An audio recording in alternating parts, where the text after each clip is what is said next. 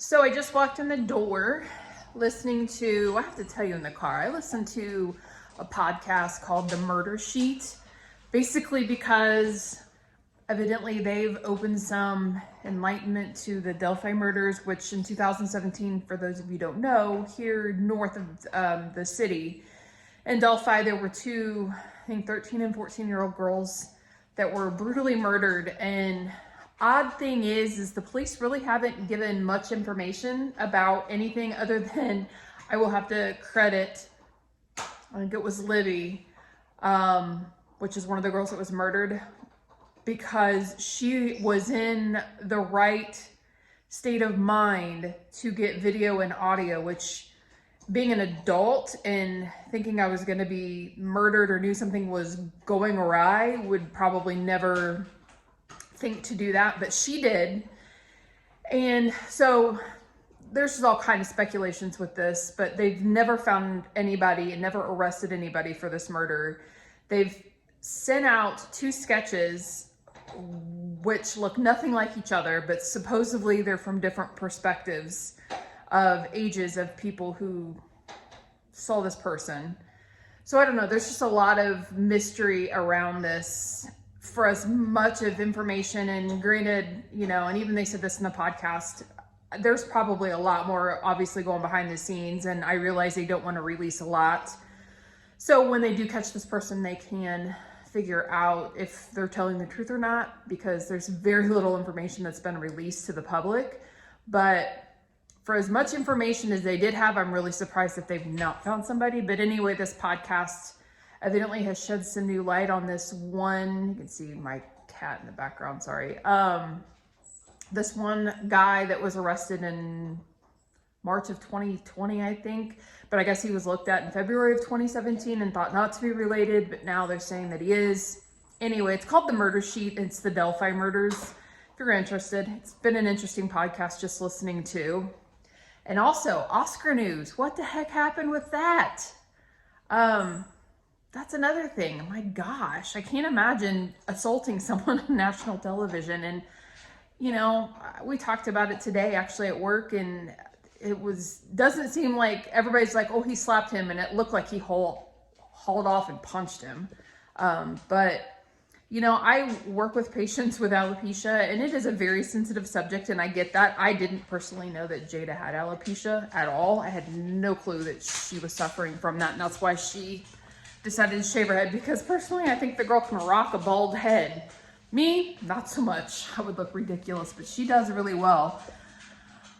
But, you know, if Chris Rock didn't know about that, then that was a little unnecessary. And I don't condone violence at all. I don't think violence is a way to solve anything, and that's just me personally. If you feel differently, then that's your choice. I don't think it was handled well. The profanity and all that, just don't think it was necessary. I think that, first of all, when you have comics like that, unfortunately, it ends up being like a roast type of thing when they get on stage, it seems like, at a lot of those award shows. And what I thought the comment, I didn't think was that bad. It's not, I mean, probably shouldn't have been done had he known about it, but I don't think the comment he made was bad. And like I said, she can rock a bald head. She looks very pretty. And I thought Will Smith looked like he was laughing, and then she looked like she was mad. And so I don't know if maybe that transpired. He turned around and noticed she was really upset about it, and then that's how that all came about. I don't know, but I was like jaw dropping when I saw that. It's just like, oh my gosh, I can't believe somebody did that. And I don't know, it was just insane. And like I said, I didn't watch much of the Oscars at all. I just woke up to that all over the social media platforms and reading stories and watching it multiple times, and it was just dumbfounded. And like I said, you have some people who are like, yeah, go Will Smith, and that was the right thing to do. Like I said, me personally, don't think that was the right thing to do. Maybe probably could have been handled a little bit better afterwards and said, hey, this is a sensitive topic for her. Could you, next time, don't just stop saying things and stop making comments about it. But to get up and haul off and hit someone on stage, and then the profanity afterwards, and again, I think there's just better ways to handle it. That's just, like I said, my opinion, and you could definitely have a varying opinion, and that's totally up to you. But like I said, as I've said before, I'm not a confrontational person anyway, but there are certain subjects with anybody that can definitely strike a chord, and obviously that's one for her and stuff. But like I said, I think it could have been handled a little bit better. It's just insane to watch. I mean, anything like that, oh my gosh. So anyway, hopefully you guys had a good weekend. Any new subscribers, I want to say thank you so much. Your support means a lot. Please refer on. I can take on more and more, obviously. But I do want to say thank you to everybody who has subscribed and everybody who keeps watching. I really appreciate each and every one of you, more than you realize. So I just opened my Amazon delivery, and I got the fitted crib sheets for the baby shower this weekend in this really cute bag. It's actually turned out cuter in person than I thought. Oh, and some poopery, because sometimes when you go and you don't really want to smell it, you get the poopery. I also got some Mrs. Meyer's, honeysuckle all-purpose cleaner in 3 bottles, because I love this stuff. It smells so good and cleans really well too. That would be my Amazon delivery for today. Actually, for now, because I don't have anything else coming that I'm aware of. So I got dinner in the oven. I wanted to at least show you before, but basically it's a deconstructed lasagna.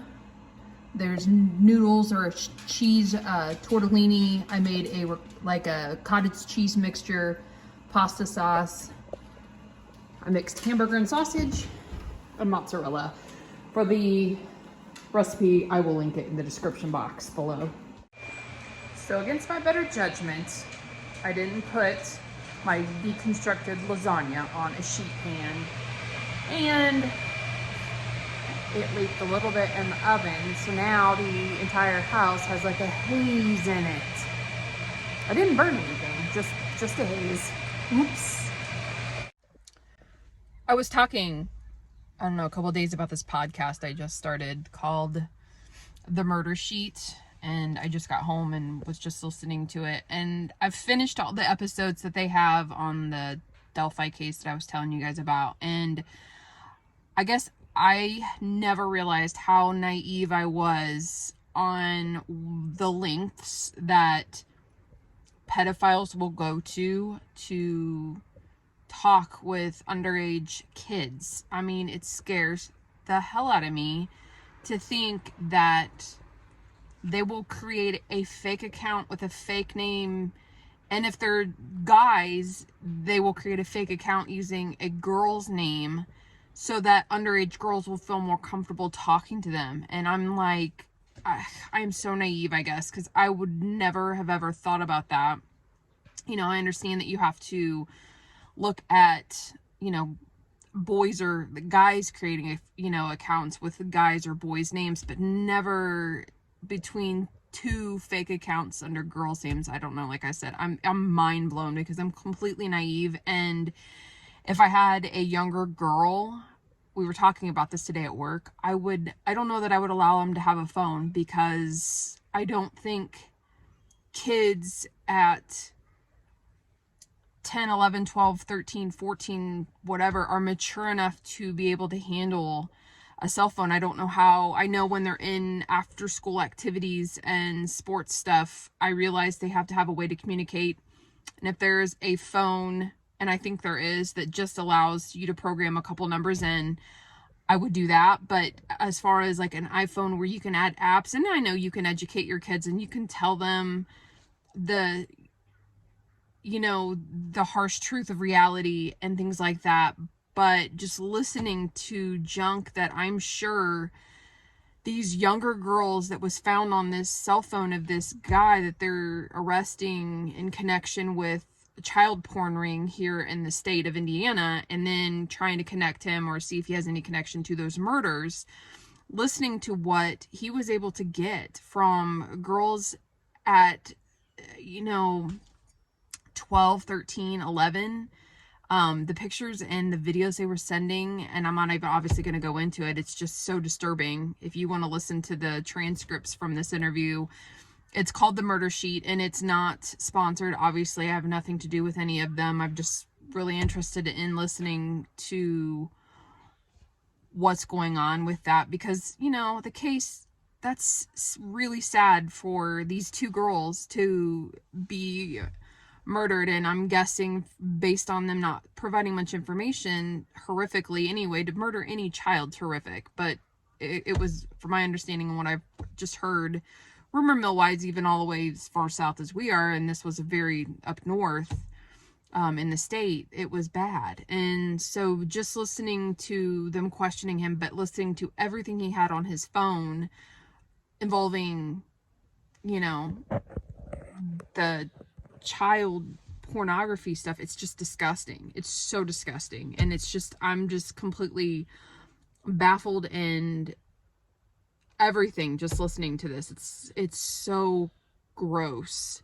But kids just don't realize that, even though, especially like Snapchat, I'm guilty of it myself, not necessarily sending like nudes or anything, because that's just not appropriate. But I mean, you think that once Snapchat, when that goes away, that it doesn't exist anymore on your phone, but it does. And everything is so time-stamped nowadays, so just, you can't get by with anything. And I don't think kids stop to think or realize, and they don't stop to think that when they're on all of these apps, that they're talking, they take it as face value that they're talking to the person that says they're their age. They think, okay, that's who I'm talking to, when in actuality it may not be.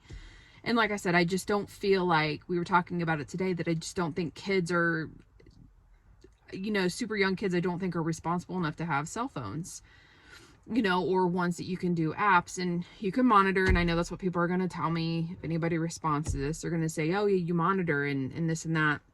True, but there's apps coming out all the time that you may not be familiar with how that works, or they may sneak. I know one of the girls at work, her daughter created a fake account that she would contact and talk with, and she had done that for a while. Luckily, her daughter is really smart and actually realizes when maybe she's a little bit over her head and comes to her and talks to her and gets in trouble and things like that. But they realized what they thought they understood, they didn't completely understand, I think, on a couple apps, because accounts had been created, and that's exactly what they're going to do. And I don't know, it's just baffles me. As I said, I don't know how else to say that, but just listening to these transcripts of this police interview with this guy that they're questioning about that case, I'm just completely disgusted, and disgusted is a good word because it's nasty, and just mind blown. So with that being said, I think I'm going to end the vlog there.